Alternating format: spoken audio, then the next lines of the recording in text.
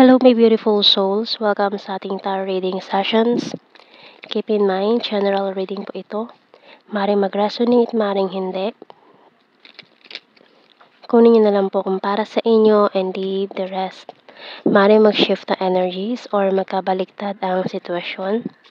Kaya kayo na pong bahala kung saan kayo nakalugar. Sa reading natin, let's see.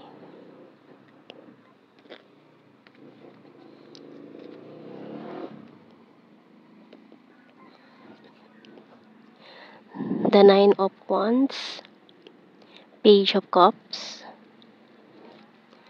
Queen of Wands, Queen of Swords, Ace of Pentacles, Justice, Ten of Swords, and the Seven of Cups. Bottom card natin, Eight of Wands.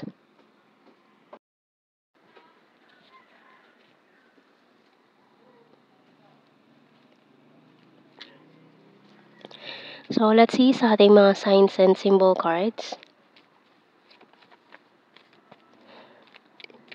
So, parang may nanghihinayang dito na mali yung, yung pinili niya sa mga options na to.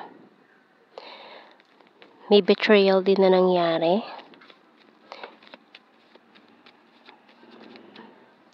So, we have here the snail, healing crystals, seesaw, teddy bear, traffic lights, binoculars. So, itong twin flame mo, nanghihinayang siya ngayon na mas pinili niya yung karmic partner niya. Pero nasa healing process na siya or maaring binitawan na niya yung third party or karmic partner niya.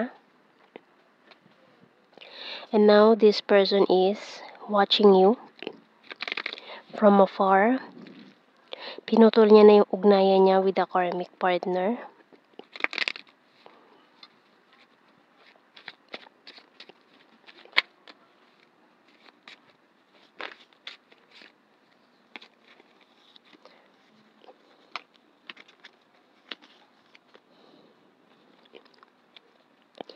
You're my rest and my healer.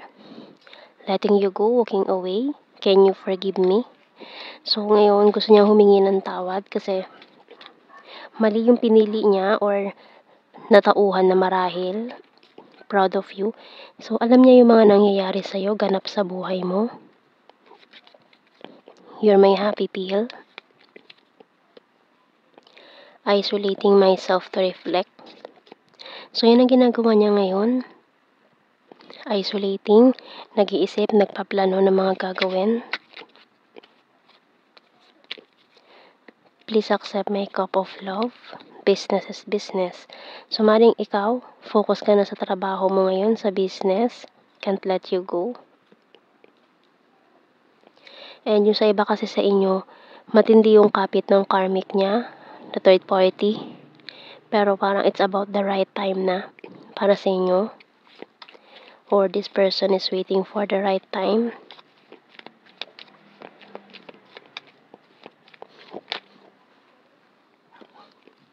So many things remind me of you.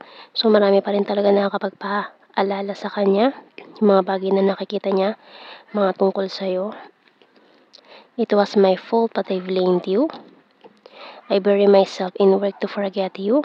So marami nagfo-focus siya sa business para kalimutan, pero minumulto pa rin siya ng nakaraan.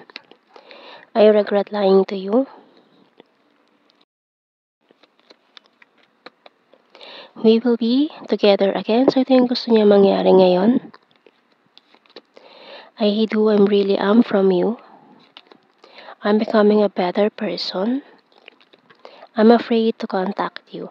So, natatakot pa siyang kausapin ka, pero may mga inaayos na siya behind the scene para kapag nagtagpo kayong dalawa, nakaayos na, lalo na kung nakasal siya sa karmic. Mga nagpakasal sa karmic partner nila, maring in the process ng annulment ito. I want you sa bottom card.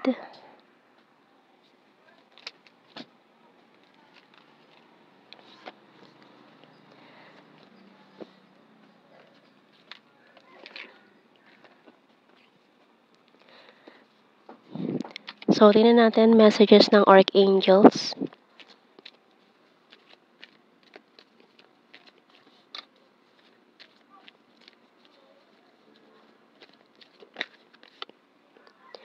Moon Cycles by Archangel Haniel. Notice how the moon affects your energy and manifestation and capitalize upon these cycles. So, ayan, maaring nung new moon ay minamanifest nitong taong to na magkaharap kayong dalawa or nitong Chinese New Year na nagdaan. So, medyo ilang araw akong hindi naka-reading kasi namalat ako, nawala yung boses ko. So, ayan. So, ngayon lang ulit tayo nakapag-proceed ng ating mga reading. So, maring itong taon to nung iniisip ka niya nung Chinese New Year. So, maring midnight, iniisip ka niya or may lahi silang Chinese. Ayan. Minamanifest niya na magkausap kayo or magkaharap kayo ulit. So, tingnan natin sa ating mga initials. Letter L, M,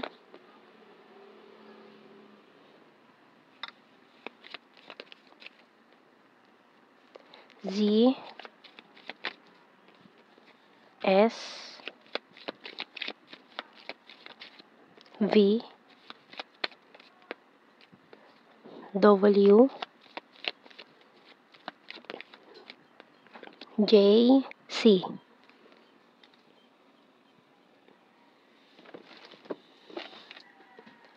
And kuha tayo ng blue card, Attraction,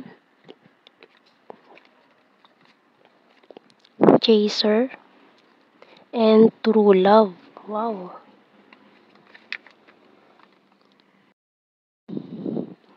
So, anytime soon, itong twin flame mo, magpaparamdam na yan sa'yo.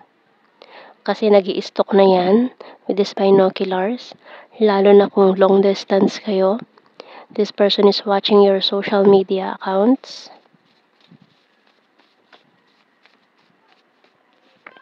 We have Flower and Weird. So, parehas kayo. Weird yung pakaramdam. Kasi parang parang nararamdaman nyo kasi yung energy ng isa't isa ngayon. So, we have here Attractive, Future Lover, Vulnerable, Aries, January, Athletic, Very Serious, Ex-Lover, Aquarius, Rainy Season, Mountain Card, May.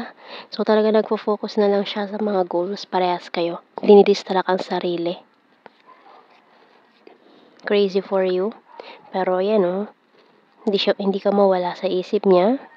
And it's about twin flame reading, dimple, neighbor, 9, and birthmark. So, yan ang ating reading. Thank you for watching. Take care and God bless. See you in our next reading, guys. Bye-bye.